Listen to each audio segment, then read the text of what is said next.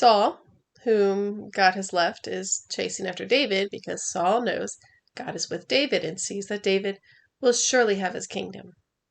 They wanted a king, and he's just causing infighting. Having a king created a battle for power. Israel had fought amongst themselves before, but when Israel turned on the tribe of Benjamin, it was because of their sin.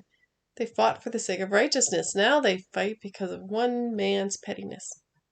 Saul knows these things about himself and about David. He sees that God is with David. He knows what it feels like when the Spirit overcame him and sent him on to victory. That wasn't happening anymore. He has been desperate to keep up appearances. He begged Samuel to not make him go back alone. Now he's making grand statements. He announces that God has given David into his hands. He's judging on appearances. David is consulting God and asking God what is happening and what he should do. Saul is walking by sight and has decided that God was now on his side. Then David escapes, doesn't record what Saul says then.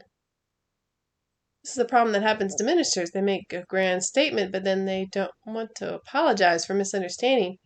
So they come up with a theology of explanation. That's how we get so many ideas about why people aren't healed. Some blame it on the person's faith, which is blaming God because he's the giver of faith. Some blame it on the person's sins, which Jesus never brought up when he healed every single sinner of a person that came to him.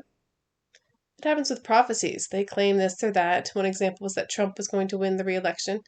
Instead of saying they missed the spirit, or frankly were listening to wrong spirits, they came up with an explanation of how Trump was really the president and Biden was an imposter.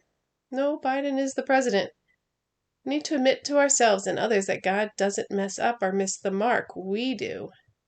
When things don't go as we thought, it's our thoughts that are the problem, not the Lord. We need to thank the Lord for humbling us and keep our mouths closed a little or a lot more.